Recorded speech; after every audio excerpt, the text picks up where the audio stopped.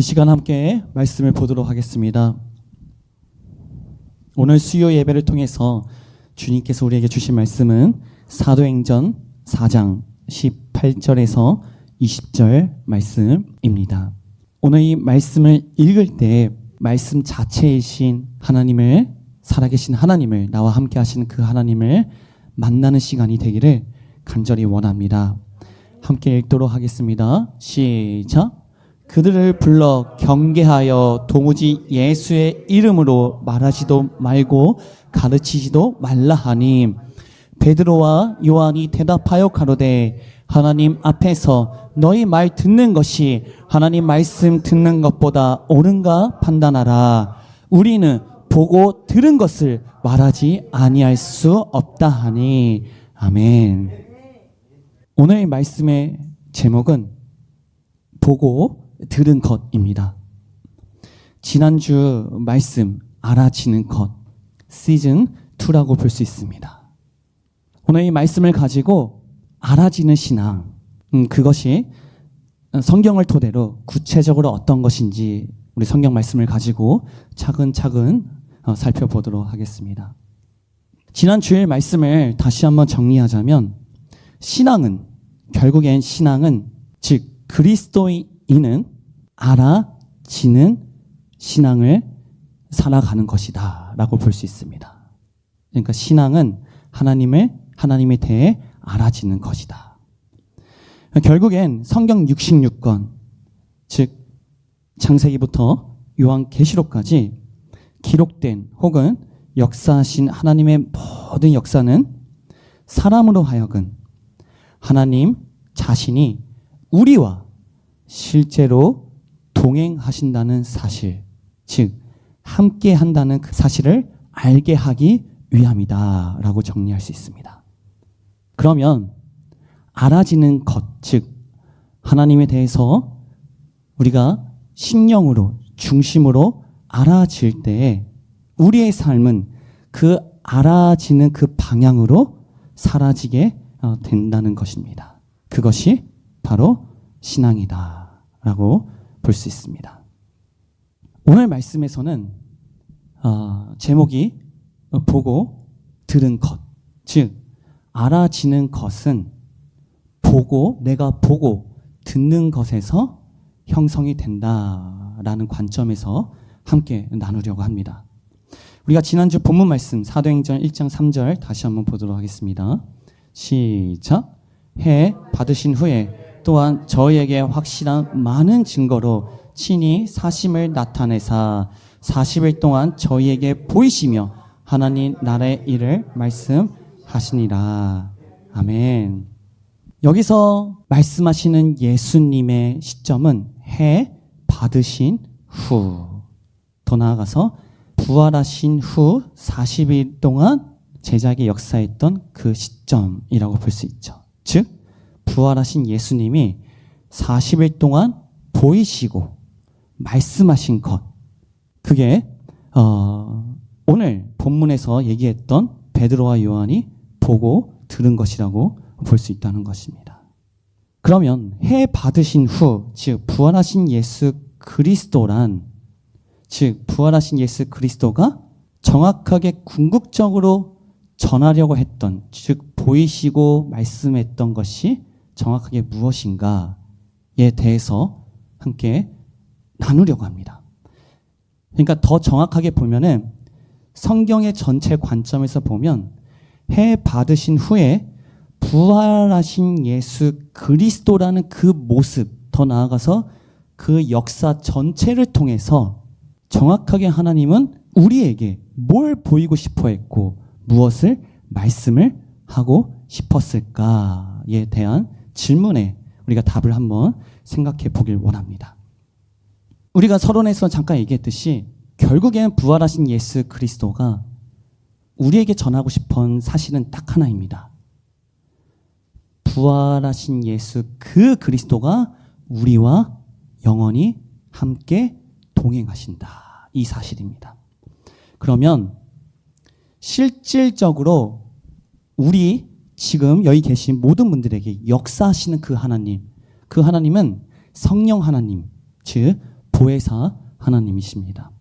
요한복음 14장 16절 보도록 하겠습니다. 시작. 내가 아버지께 구하겠으니 그가 또 다른 보혜사를 너희에게 주사 영원토록 너희와 함께 있게 하시리니. 아멘.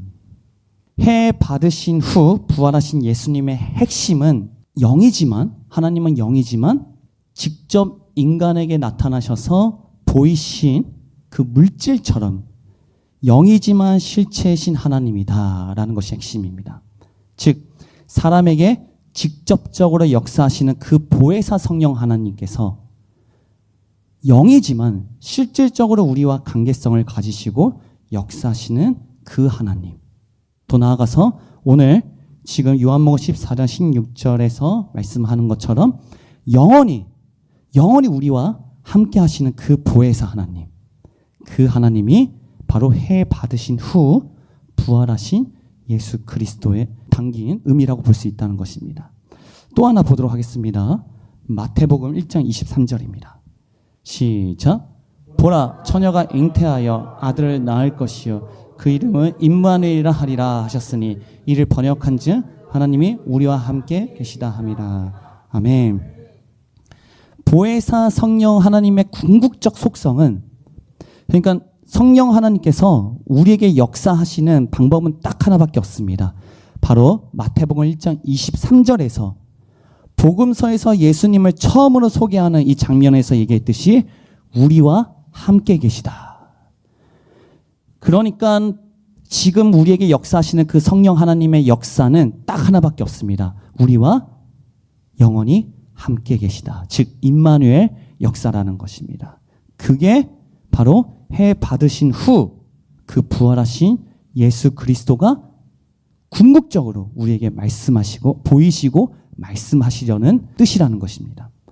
자, 이제 마지막입니다. 요한복음 11장 25절에서 26절입니다. 시작. 예수께서 가라사대 나는 부활이요 생명이니 나를 믿는 자는 죽어도 살겠고 무릇 살아서 나를 믿는 자는 영원히 죽지 아니하리니 이것을 네가 믿느냐. 아멘. 이 본문 말씀에서는 직접적으로 예수님을 말씀하시고 계시죠. 나는 부활이다. 나는 부활하신 예수 그리스도다. 더 나아가서 나는 부활 그 자체이다. 더 나아가서 나는 부활의 능력이다. 나를 믿는 자는 영원히 죽지 아니하리라. 영원히 죽지 아니한다는 이 말을 바꾸면 내가 너와 영원히 함께 있으리라. 아까 보혜사 성령 하나님이 나와 영원히 함께 하시는 것. 임마누엘 하나님이 임마누엘이라 번역한즉 하나님이 우리와 함께 계시다. 오늘 본문에서 나는 부활이다. 나를 믿는 자는, 즉 나 부활의 능력을 소유한 자는 영원히 죽지 아니하리라. 영원히 동행하리라. 공통점으로 지금 계속해서 얘기하는 것이 영원히 함께하는 것. 즉 하나님과의 영원한 동행을 증거하는 것이 바로 해 받으신 후 부활하신 예수 그리스도가, 즉 40일 동안 제자들에게 보이시고 하나님의 나라를 말씀하신 그것이라는 것입니다. 즉 핵심은 하나님은 우리와 영원히 동행하신다라는 그 사실입니다. 자, 그래서 다시 한번 본문을 보면은 베드로와 요한이 보고 들은 것이 그러면 정확하게 무엇인가에 대해서 함께 나눠보려고 합니다. 오늘 본문은 베드로와 요한이 공회에 끌려갑니다. 즉 부활하신 예수 그리스도를 전하고 있으니까 제사장과 사두개인들을 비롯하여 여러 관원들과 장로들이 베드로와 요한을 공회에 끌려가서 신문을 하는 장면입니다. 그 신문에 대해서 베드로와 요한이 답을 하게 되는 것이죠. 사도행전 4장 9절을 보도록 하겠습니다. 그러면 베드로와 요한은 어떤 질문을 받았길래 오늘 본문처럼 이렇게 답을 하는 것인가? 자, 사도행전 4장 9절입니다. 시작. 만일 병인에게 행한 착한 일에 대하여 이 사람이 어떻게 구원을 얻었느냐고 오늘 우리에게 질문하면, 아멘. 이 질문은 앞절에 보면 관원들, 장로들, 더 나아가서 서기관이라고 특정 직책을 호칭을 합니다. 그리고 이들이 이 베드로하고 요한에게 방금 이러한 질문을 하게 되는 것이죠. 이 관원이라는 것을 우리가 용어를 살펴보면 군주입니다. 군주.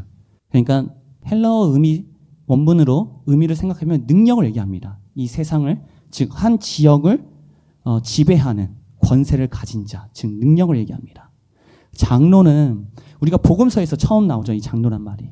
장로의 유전을 네가 지키느냐, 즉 관습.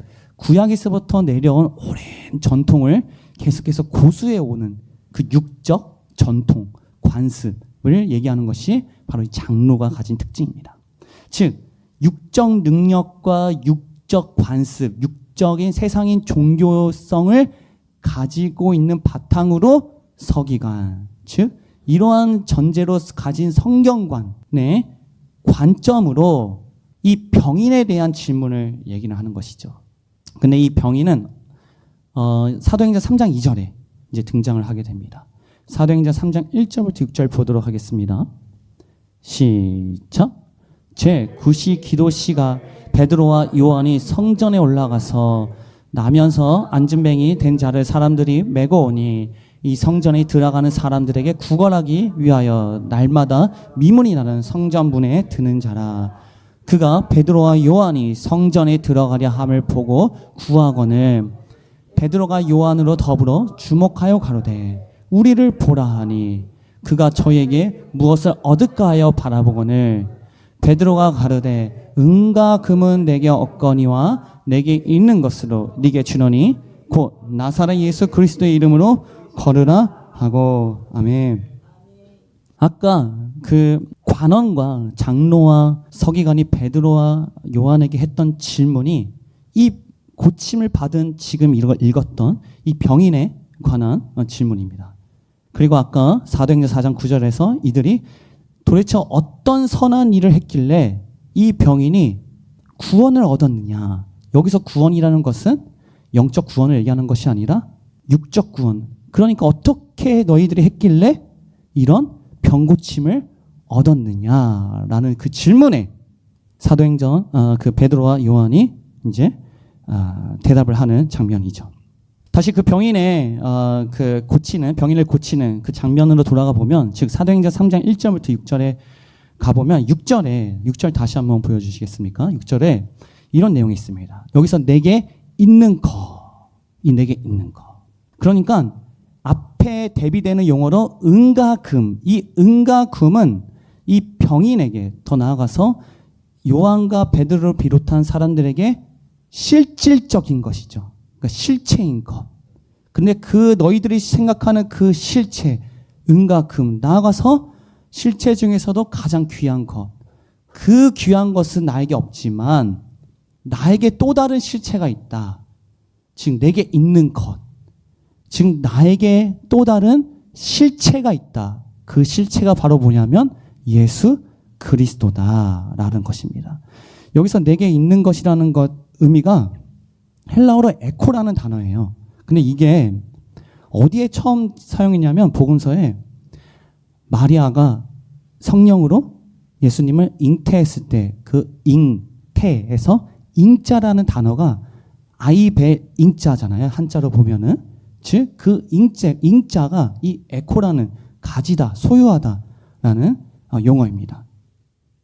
그러니까 이게 뭐냐면 뭔가를 실질적인 존재성 혹은 실체인 것을 내가 진짜 소유하고 내 안에 있을 때 사용하는 용어가 이 에코라는 단어이고, 이게 바로 베드로 요한이 그 실질적인 게 나에게 있다, 나에게 있는데 그게 예수 그리스도다라고 할 때 내게 있는 것, 그 의미가 똑같은 의미입니다. 즉 예수 그리스도라는 눈에 보이지 않지만 실질적인 그 존재가 실체로 베드로 요한에게 진짜 실제로 함께 있는 그 상태인 거죠.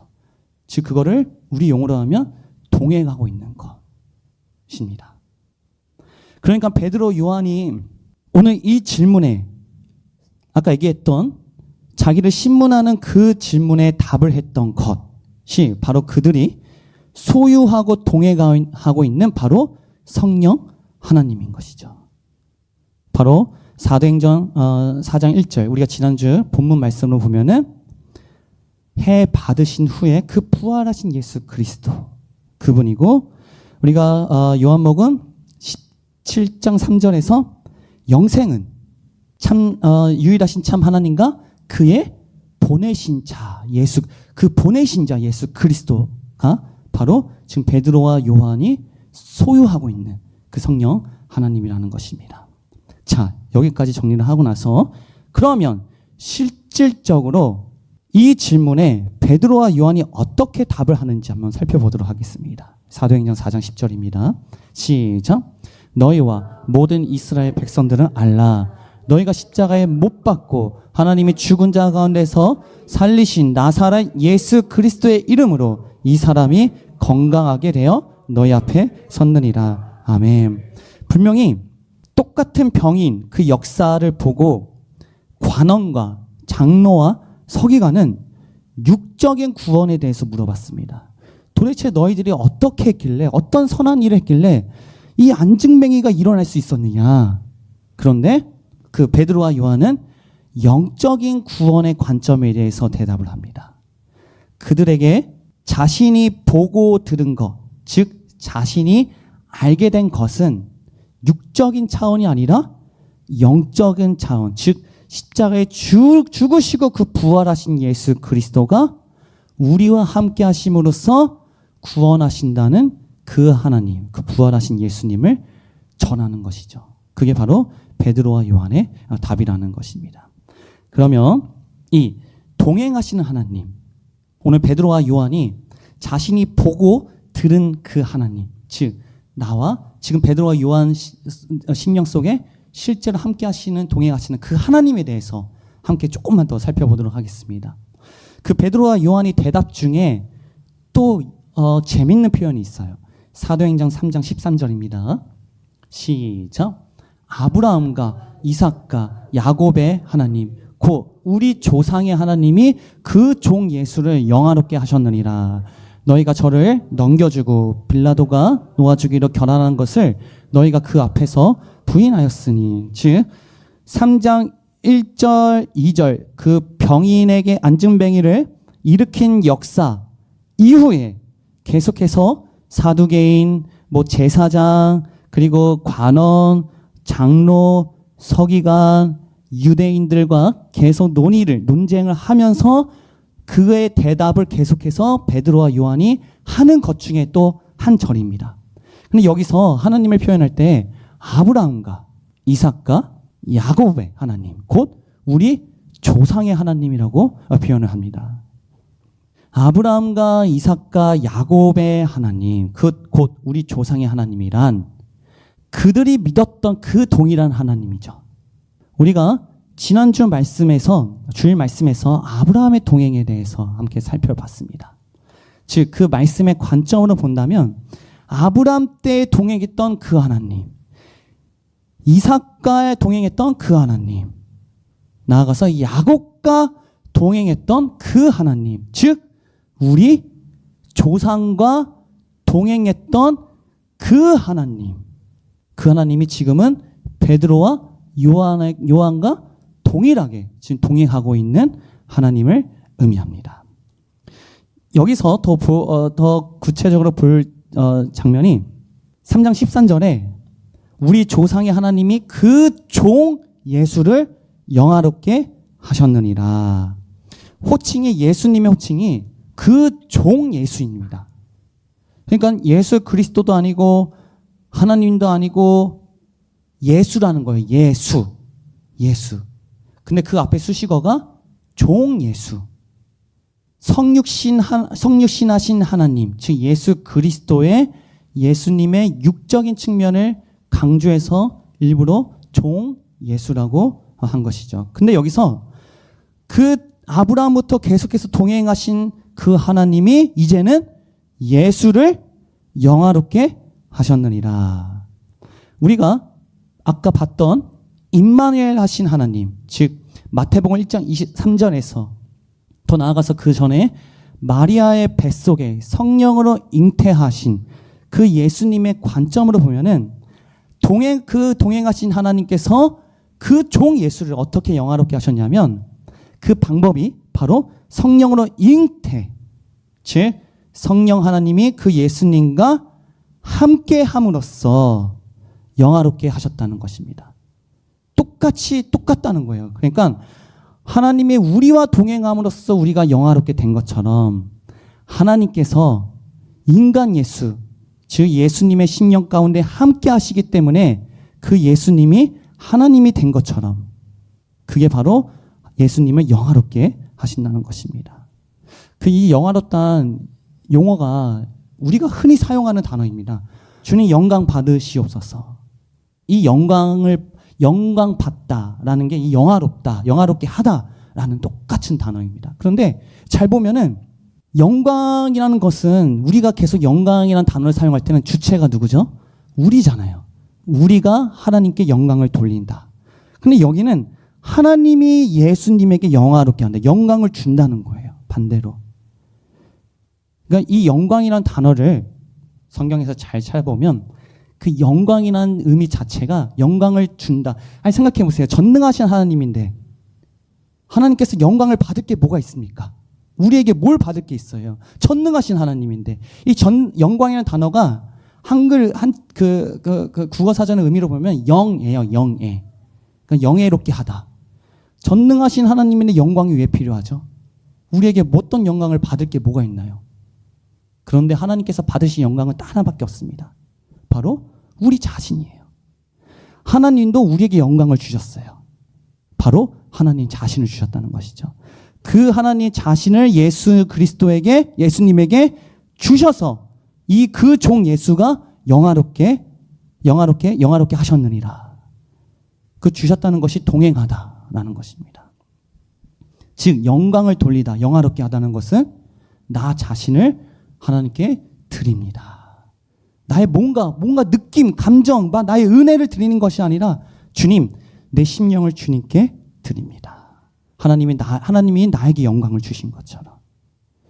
자, 그래서 아브라함과 이삭과 야곱의 하나님, 이 부분에 대해서 조금 더 우리가 살펴볼 필요가 있습니다. 이 용어가 처음으로 등장한 것이 출애굽기 3장 13절에서 15절 말씀입니다. 함께 살펴보도록 하겠습니다. 시작. 모세가 하나님께 고하되 내가 이스라엘 자손에게 가서 이르기를 너희 조상의 하나님이 나를 너에게 보내셨다 하면 그들이 내게 묻기를 그의 이름이 무엇이냐 하리니 내가 무엇이라고 그들에게 말하리까. 하나님이 모세에게 이르시되 나는 스스로 있는 자니라. 또 이르시되 너는 이스라엘 자손에게 이같이 이르기를 스스로 있는 자가 나를 너에게 보내셨다 하라. 하나님이 또 모세에게 이르시되 너는 이스라엘 자손에게 이같이 이르기를 나를 너에게 보내신 이는 너희 조상의 하나님 곧 아브라함의 하나님, 이삭의 하나님, 야곱의 하나님 여호와라. 이는 나의 영원한 이름이요 대대로 기억할 나의 표현이라. 아멘. 이 말씀이 굉장히 중요합니다. 왜냐하면 성경 전체를 통틀어서 즉 여호와적 역사로서의 하나님의 역사가 시작이 될 때 자기 자신을 사람에게, 우리에게 처음으로 소개하는 장면이에요. 자, 이제 내가 너희들과 이제 관계를 가질 거야. 내가 너에게 역사를 할 거야. 근데 너희 나 모르지? 나는 하면서 소개를 하는 장면입니다. 물론 이 말씀 자체는 모세가 이제 애굽에 가서 이스라엘 백성을 구하려고 나아가려고 할 때 모세가 이렇게 물어봅니다. 그들이 도대체 하나님이 더 정확하게 누구냐, 너를 보내신 이가 누구냐라고 물어보는 장면이에요. 그 장면에, 그 질문에 하나님이 대답을 하는 것입니다. 그러니까 방금 얘기했던 것처럼 인간에게 처음으로 나는 누구누구야 처음으로 소개하는 장면입니다. 그래서 굉장히 중요해요. 우리가 서로 처음 만났을 때 처음으로 소개할 때 뭐를 제일 먼저 얘기를 하죠? 이름을 먼저 제일 얘기를 하죠. 나는 정대성입니다. 내가 처음 만난 사람의 제 이름을 얘기하는 이유는 이 이름 자체가 나의 모든 것을 다 표현할 수 있는, 가장 정확하게 표현할 수 있는 용어이기 때문에 내 이름을 얘기하는 것이죠. 오늘 하나님이 그런 장면이에요. 그런데 두 가지를 얘기를 합니다. 첫 번째, 나는 스스로 있는 자이다. 두 번째, 나는 아브라함의 하나님, 이삭의 하나님, 야곱의 하나님이다. 이 두 가지로 얘기합니다. 즉 요한복음 17장 3절을 가져와서 그 관점으로 함께 보면은 영생은 하면서 하나님을 두 가지로 얘기를 하죠. 영생은 첫 번째 유일하신 참 하나님. 그 하나님이 바로 여기서 스스로 있는 자이다. 즉 전능하신 하나님. 우리가 알고 있는 그 엘로힘, 그 하나님. 이 세상에 정말 잡신을 통해서 너무 많은 신들이, 너희들이 알고 있는 신들이 있지만 진짜 신은 하나님이야 라고 할 때 그 하나님, 유일하신 참 하나님, 즉 스스로 있는 자, 모든 것의 제1원인 하나님, 제1원인인 하나님. 그렇죠? 두 번째, 요한복음 17장 3절에서 또 두 번째 하나님을 어떻게 소개하죠? 그의 보내심을 받은 자, 즉 예수 그리스도. 그 예수 그리스도, 즉 우리에게 보내심을 받은 자 예수 그리스도는 우리에게 직접적으로 역사하시는 하나님입니다. 그 하나님이 어떻게 역사하신다? 오늘 출애굽기 3장 15절에서 본다면 너희 조상의 하나님, 곧 아브라함의 하나님, 이삭의 하나님, 야곱의 하나님, 호칭이 여호와. 다시 한번 볼까요? 우리 몇 절이죠? 15절이죠. 15절 다시 한번 보겠습니다. 시작. 하나님이 또 모세에게 이르시되 너는 이스라엘 자손에게 이같이 이르기를 나를 너에게 보내신 이는 너희 조상의 하나님 곧 아브라함의 하나님 이삭의 하나님 야곱의 하나님 여호와라. 근데 이는 나의 영원한 이름이요 대대로 기억할 나의 표언이라. 결국에는 이 동행하셨던, 계속해서 동행하심으로 역사하셨던 하나님의 그 여호와가 영원한 이 이름이요. 즉 여기서 영원하다는 것은 성경으로 보면은 신약까지 더 나아가서 성육신하신 예수님을 거쳐서 사도행전 2장에 나에게 성령으로 임하시는 그 하나님의 역사성, 나와 동행하시는 그 역사성, 그게 나의 표현이라. 즉 요한복음 17장 3절로 보면은 그 하나님의 보내심을 받아 우리에게 역사하시는 그 예수 그리스도라는 것이죠.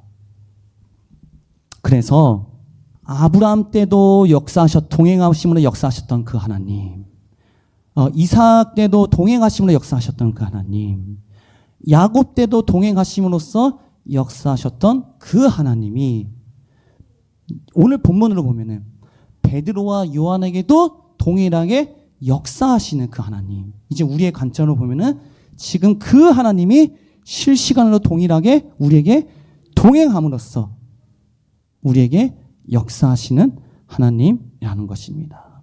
자, 그래서 오늘 여기까지 살펴봤을 때 핵심은 우리가 계속해서 얘기했듯이 결국에는 동행입니다. 동행. 하나님이 우리와 동행하신다. 우리가 조금만 더 살펴보겠습니다. 그러면 이 하나님께서 정확하게 우리와 동행을 하시는데 그럼 구체적으로 어떻게 동행하시느냐? 어떻게? 자, 우리가 여기서 언급했듯이 아브라함, 이삭, 야곱이 나옵니다. 자, 먼저 아브라함과의 하나님의 동행을 살펴보도록 하겠습니다. 창세기 12장 1절에서 4절입니다. 시작. 여호와께서 아브라함에게 이르시되 너는 너의 본토 친척 아비집을 떠나 내가 네게 지시할 땅으로 가라. 내가 너로 큰 민족을 이루고 네게 복을 주어 네 이름을 창대케 하리니 너는 복의 근원이 될지라.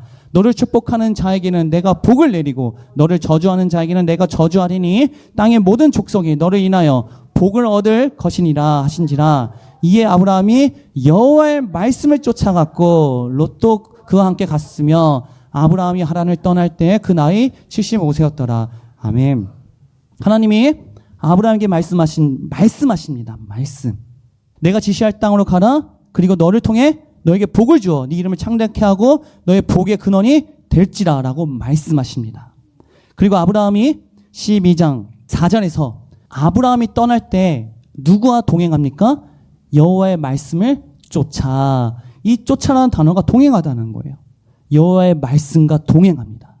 즉 아브라함의 하나님, 이삭의 하나님, 야곱의 하나님, 아브라함과 동행했던 그 하나님은 구체적으로 어떻게 동행하시냐면 말씀으로 동행하신다는 것이죠. 아브라함이 가는 그 여정 속에 하나님의 말씀이 아브라함과 함께 했다는 것입니다. 우리 이삭의 동행을 볼까요? 창세기 26장 2절에서 3절 말씀입니다. 시작. 여호와께서 이삭에게 나타나 가라사대 애굽으로 내려가지 말고 내가 네게 지시한 땅으로 가라. 이 땅에 유하면 내가 너와 함께 있어 네게 복을 주고 내가 이 모든 땅을 너와 네 자손에게 주리라. 내가 네 아브라함에게 맹세한 것을 이루어. 아멘. 이삭에게도 동일하게 아브라함에게 말씀했던 그 말씀을 똑같이 이삭에게 얘기하면서 이삭과 동행하십니다. 어떻게? 동일한 말씀으로. 즉 이삭과도 아브라함에게 했던 그 말씀이 이삭에게도 동일하게 동행을 하고 있다는 것이죠. 우리 이번에 야곱의 동행을 보겠습니다. 창세기 35장 9절에서 12절 말씀입니다. 시작. 밧단 아람에서 돌아오매 하나님이 다시 야곱에게 나타나사 그에게 복을 주시고 그에게 이르시되 네 이름이 야곱이다마는 네 이름을 다시는 야곱이라 부르지 않겠고 이스라엘이 네 이름이 되리라 하시고 그가 그의 이름을 이스라엘이라 부르시고 그에게 이르시되 나는 전능한 하나님이 나라 생육하며 번성하라. 국민과 많은 국민이 네게서 나고 왕들이 네 허리에서 나오리라. 아멘. 12절까지 그렇죠. 내가 아브라함과 이삭에게 준 땅을 네게 주고 내가 네 후손에게도 그 땅을 주리라 하시고 즉 아브라함과 이삭에게 말씀으로 동행했던 그 말씀이 이제 어디까지 옵니까? 야곱에게도 동일하게 동행을 하고 있다는 것입니다. 근데 중요한 것은 이 야곱의 동행에서 중요한 것은 야곱을 호칭을 이스라엘로 바꾼 후에 이제 말씀을 하십니다. 그러니까 저의 관점으로 보면은 야곱이 아니라 이스라엘에게 동행을 하신다는 것이죠. 우리가 이스라엘이라는 의미는 야곱과의 씨름에서 알다시피 하나님을 이겨버린 자. 그 의미가 담긴 것이 바로 이스라엘입니다. 즉 사도행전 4장 10절을 다시 한번 보도록 하겠습니다. 시작. 너희와 모든 이스라엘 백성들은 알라. 너희가 십자가에 못 박고 하나님이 죽은 자 가운데에서 살리신 나사렛 예수 그리스도의 이름으로 이 사람이 건강하게 되어 너희 앞에 선. 아멘. 베드로와 요한이 자기 안에 있는 그 예수 그리스도 즉 성령 하나님을 전하는 대상이 너희와 모든 이스라엘 백성. 즉 이 이스라엘이라는 것은 아까 야곱과의 동행에서 얘기했듯이 하나님을 이겨버린 자. 즉 이스라엘이라는 자체가 하나님과 마땅히 함께 해야 되는 존재인데도 불구하고 나는 하나님이 주인이 아닙니다. 내가 주인입니다. 자기의 주관, 자기가 주인된 상태로 하나님을 떠나버리고 하나님의 자리를 차지한 그 심령의 상태를 그 대상에게 얘기했던 것이 바로 사도행전 4장 10절 베드로와 요한이 십자가와 부활, 즉 부활하신 예수 그리스도를 얘기하는 것이죠. 더 나아가서 이거는 우리가 창세기 1장 2절에서 다시 한번 처음으로 돌아가 보면 창세기 1장 2절의 그 심령 상태. 나는 혼돈입니다. 나는 공허합니다. 나는 흑암입니다. 이 심령의 상태를 나는 죄인입니다. 하나님을 떠난 죄인입니다. 즉 둘째 날 나는 죽을 수밖에 없는 죄인입니다. 나는 죄인입니다. 나는 하나님을 이겨버린 이스라엘입니다. 우리 복음서에서 보면 잃어버린 한 마리의 양 혹은 돌아온 탕자. 우리가 그 베레아 사람을 볼까요? 이방인인데도 불구하고 회당에서 즉 이방인인데도 불구하고 하나님의 말씀을 듣고자 하는 그 심령. 더 나아가서 신사적인 사람, 그 심령의 상태가 바로 이스라엘이라는 함축적인 의미가 담겨 있다는 것이죠. 그 심령의 상태에 지금 베드로와 요한이 부활하신 예수 그리스도를 전하고 있다는 것입니다. 즉 반드시 하나님의 말씀과 아브라함과 야곱과 이삭과 같이 하나님과 마땅히 동행해야 되는 존재인데도 불구하고 동행하지 않는 그 죄인된 사람, 그 상태에게 전하는 것이 바로 베드로와 요한에 전하는 그 부활하신 예수 그리스도라는 것입니다. 자, 결론입니다. 그래서 베드로와 요한이 들은 것이 무엇인가? 오늘 본문 말씀에서는 베드로와 요한이 내가 보고 들은 것이 이건데 내가 이걸 어떻게 얘기하지 않을 수가 있겠느냐라는 지금 그런 신문 환경에 있는 것입니다. 즉 베드로와 요한이 보고 들은 것은 바로 성령 하나님, 즉 부활하신 예수 그리스도라는 것이죠. 아까 우리가 사도행전에서 얘기했던 것처럼 내게 있는 것, 안진뱅이에게 얘기한 것처럼 나는 내게 있는 것밖에 줄 수 없다. 내가 줄 수 있는 거는 내게 있는 것이야. 내게 있는 것밖에 줄 수 없어. 우리도 마찬가지로 우리가 다른 사람에게 무언가를 줄 때 나에게 있는 것밖에 줄 수 없잖아요. 더 나아가서 누군가에게 내가 너무나 사랑하는 사람에게 가장 나에게 있는 것 중에 좋은 걸 주고 싶어. 그게 나에게 돈이라면은 돈을 주겠죠. 그게 나의 생명이라면 생명을 주겠죠. 베드로와 요한은 자신에게 가장 귀하게 여기고 또 자기가 소유한 것, 그것이 바로 부활하신 예수 그리스도라는 것입니다. 그리고 그 하나님과 동행하고 있기 때문에 내게 있는 것이라고 얘기를 하고 있는 것이죠. 요한복음 14장 26절 보도록 하겠습니다. 시작.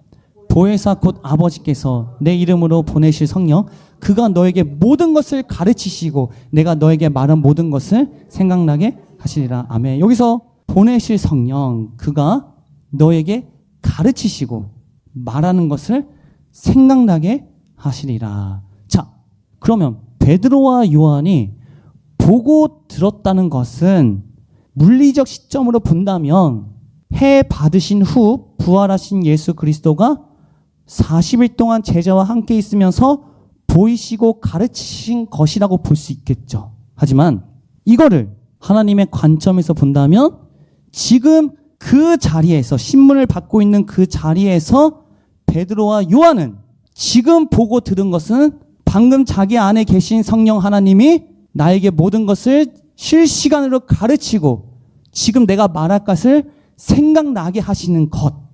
그게 바로 이 베드로와 요한이 보고 들은 것이다 라는 것이죠.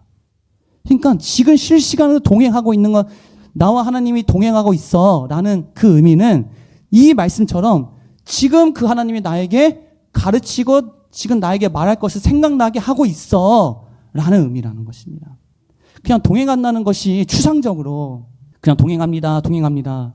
어떤 감정과 느낌으로. 그게 아니라 지금 이 말씀처럼 실시간으로 나에게 말씀하고 있는 그 하나님. 나에게 가르치시고 지금 내가 말할 것을 생각나시게 하는 그 하나님.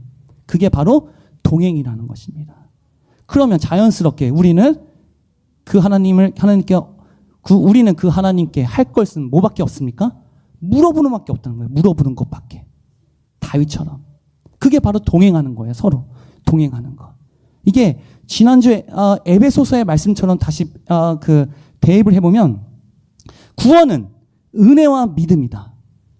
이 은혜는 지금 나와 하나님이 나에게 가르치시고 말씀하시는 그것이 은혜예요. 그 믿음은 나와 하나님이 함께 하시는 그 믿음으로 물어보는 거예요. 물어보는 거.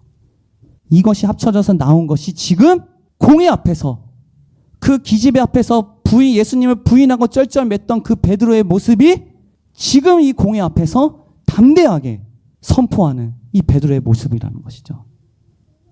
결론입니다. 아까 우리가 얘기했죠? 알아지는 것은 어디에서 나온다? 내가 보고 들은 것에서 나온다. 그래서 보고 들음이 굉장히 중요합니다. 내가 맨날 세상적인 거 보고 들으면 세상적인 물질, 세상적인 명예, 권력에 대해서만 보고 들으면 그거에 대해서 알아지게 되는 것이고 그 알아지는 대로 살아갈 수밖에 없습니다. 하지만 나의 보고 들음이 어디에 집중하면 나와 함께 하시는, 나와 동행하시는 아브라함부터 계속해서 역사하셨던 그 하나님에게 집중해서 거기에 보고 들음이 되면은 그 하나님을 알아가게 되고 그 알아가게 되면 그 알문을 전제로 그 아는 방향으로 내가 사라지게, 즉 동행하게 되는 것입니다. 그 사라지는 장면이 바로 오늘 이 베드로의 모습이라는 것이에요. 이번 주 주일에도 제가 설교를 할 텐데 제일 중요합니다. 이제 뭐냐면 그럼 마지막 보고 듣는 것, 알아지는 것, 동행하는 것, 이제 마지막 이게 제일 중요합니다. 바로 이게 뭐냐면 확신하는 거, 확신. 이제는 확신이에요, 확신. 믿음. 누가 뭐라고 해도 그 하나님이 지금 나와 함께 하신다. 이 확신된 믿음이 분명하게 있을 때 그 하나님과 동행하는 믿음의 역사가 일어난다는 것입니다. 즉, 부활의 능력. 아, 나는 죽어도 살 수 있다. 왜냐하면 나는 부활이요 생명이다 하신 그 예수 그리스도가 나와 함께 있음으로써 내가 설령 죽는다 해도 나는 영원히 죽지 아니하리니, 영원히 그 하나님과 동행하리니. 아니, 육체가 죽어도 나는 영원히 그 하나님과 동행하기 때문에 나는 사는 것이다. 나는 그 말씀에 대한 확신. 이번에 네임리스 수련회 갔을 때 주제가 확신이었어요. 확신. 그 확신. 사실 오늘 이 본문 말씀이 네임리스 이번에 수련회 때 그 본문 말씀이에요. 확신. 보고 들음의 확신. 사도행전 19장 20절 마지막 이거 하나 보도록 하겠습니다. 부활하신 예수 그리스도와 동행하기 전에 베드로는 완전히 조금만 것에서 두려워하는, 두려움에 가득 찬 기집애 하나 앞에서 예수님을 부인하고 저주했던 그 베드로의 모습에서 오늘 이 본문 말씀으로 변하게 됩니다. 시작. 베드로와 요한이 대답하여 가로되 하나님 앞에서 너의 말 듣는 것이 하나님의 말씀을 듣는 것보다 옳은가 판단하라. 우리는 보고 들은 것을 말하지 아니할 수 없다 하니 아멘. 베드로가 이렇게 합니다. 분명하게 지금 보이는 것은 육적의 들음과 봄은 지금 어디 앞에 있습니까? 제사장 앞에 있습니다. 제사장 앞에. 공회 앞에 있어요. 근데 베드로가 이렇게 합니다. 그 육적인 눈에서 내가 지금 제사장 앞에 있지만 베드로는 그게 보이지 않는 거예요. 베드로는 지금 어디 앞에 있다? 하나님 앞에. 이게 어떻게 고백이 될 수 있습니까? 나는 고난 앞에 있어요. 나는 여러 가지 문제 앞에 있습니다. 근데 그 앞에서 베드로는 어디 앞에 있다고 합니까? 하나님 앞에. 결국에 이게 하나님 앞이라고 얘기할 수 있는 이유가 뭐냐면 실체이기 때문에, 동행이 실체이기 때문에. 그리고 더 나아가서 뭐라고 얘기합니까? 우리가 보고 드는 것을 어떻게 말하지 않을 수 없느냐. 확신이 있다는 것이죠. 확신. 동행에 대한 확신이 있기 때문에 이 확신에 대한 결과가 이 베드로를 통해서 이렇게 나오게 된 것입니다. 결국엔 우리의 신앙은 다른 거 없습니다. 간단하게 얘기하면 확신이에요. 확신. 나와 하나님이 동행하신다. 나와 하나님이 함께 하신다. 지금도 함께 하셨고 예전에 그 역사하셨던 그 동일하신 하나님이 창세 전부터 역사하셨던, 동행으로 역사하셨던 그 하나님, 아브라함, 이삭, 야곱의 씨가 다 거쳐서 지금 그 하나님이 나와 지금 함께 하신다는 그 믿음, 확신으로 살아가는 우리가 되길 간절히 원합니다.